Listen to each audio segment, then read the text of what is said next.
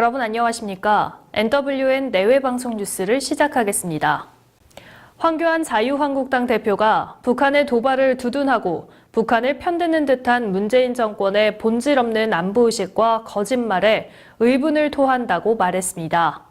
황교안 대표는 자신의 SNS에 올린 글에서 국방부에서 북한이 단거리 미사일을 발사했다고 발표했다가 다시 발사체 발사, 또다시 신형 전술 유도무기라고 하는데 국방부가 뭐 하는 짓이냐며 이같이 밝혔습니다. 황 대표는 이어 문재인 정권은 거짓의 날개를 달고 너무 먼 길을 떠났다며 경제를 보지 못해 마이너스 경제 성장률이 플러스로 보이고 안보를 보지 못해 미사일이 새총으로 보일 것이라고 주장했습니다.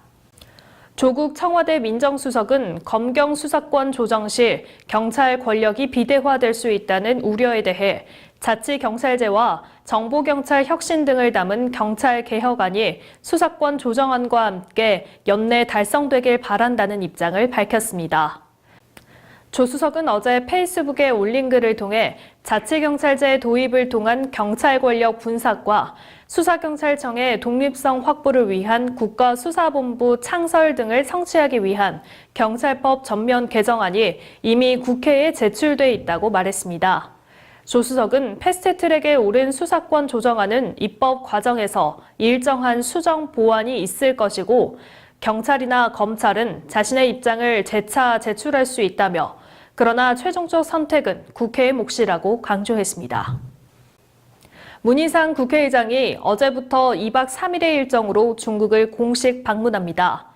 어제 오전 김포공항을 통해 출국한 문 의장은 중국 베이징에서 장하성 신임 주중대사가 주최하는 환영 오찬에 참석하는 것으로 순방 첫날 일정을 시작했습니다.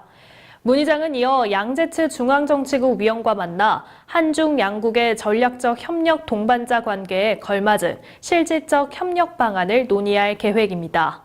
문 의장은 순방 둘째, 셋째 날에는 리찬수 전국인민대표대회 상무위원장과 왕치산 국가부주석도 만날 계획입니다. 북한이 며칠 전 발사한 발사체는 신형 전술유도 무기라고 밝히며 훈련 장면을 공개했습니다. 북한 조선중앙TV는 김정은 위원장이 타격 순서와 방법을 정해줬다며 이번 훈련을 상세하게 보도했습니다. 240, 그리고 신형인 300mm 대구경 방사포를 동원한 게 확인됐고 특히 이동실 발사 차량에서 공중으로 치솟는 발사체도 보입니다. 미사일인지 아닌지 정부는 아직 판단을 유보하고 있지만 군사 전문가들은 신형 단거리 미사일로 보인다고 분석했습니다. 작년 2월 북한군 창설 70주년 기념 열병식에서 처음 등장했던 탄도미사일이란 겁니다. 특히 모양새로 볼 때 러시아가 지난 2006년 배치한 지대지 탄도미사일과 비슷해 북한판 이스칸데르라는 추정도 나옵니다. 만약 맞다면 고체 연료 용량에 따라 사거리는 최대 500km까지 가능합니다. 또 기존 탄도미사일과 달리 비행 궤도를 복잡하게 변화시킬 수 있어 패트리엇 같은 미사일 방어체계로도 요격하기 어렵습니다. 올해 서울대 법학전문대학원 신입생 10명 중 9명 이상은 서울대, 연세대, 고려대에서 학부를 졸업한 이른바 스카이 출신인 것으로 나타났습니다.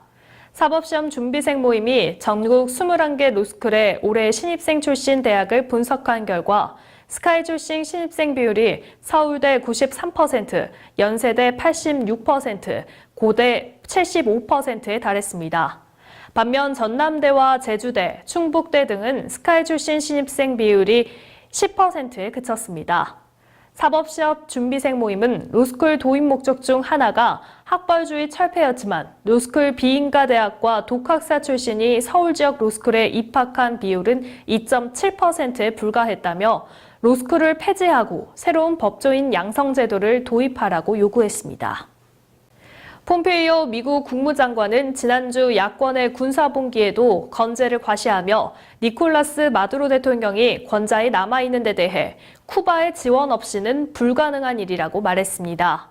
폼페이오 장관은 미국 시간으로 일요일 아침 ABC 디스워크 프로그램에 출연해 현재 쿠바가 마두로의 외곽 경비를 맡아 그가 어딜 가나 지켜주고 있다면서 마두로는 베네수엘라군을 신뢰하지 못하고 있다고 주장했습니다.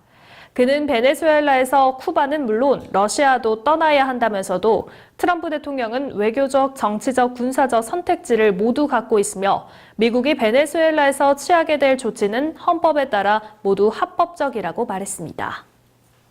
소상공인 3명 중 1명은 최근 1년 사이에 휴업이나 폐업을 고려한 적이 있다는 조사 결과가 나왔습니다. 중소기업 중앙회가 소상공인 500개사를 조사한 결과 33%가 휴폐업을 고려했다고 답했고 폐업을 못한 이유로는 복수응답으로 매수자가 없다가 63%, 권리금 회수가 어려워서가 41%로 나타났습니다. 또 소상공인 가운데 일주일에 엿새 이상 영업하는 비율은 80% 이상이었고 하루 평균 11시간 이상 일한다는 비율도 40%를 넘은 것으로 조사됐습니다. 메이저리그 피츠버그의 강정호 선수가 연장 승부에서 대타로 나서 호스비와 볼넷으로 승리의 발판을 놨습니다.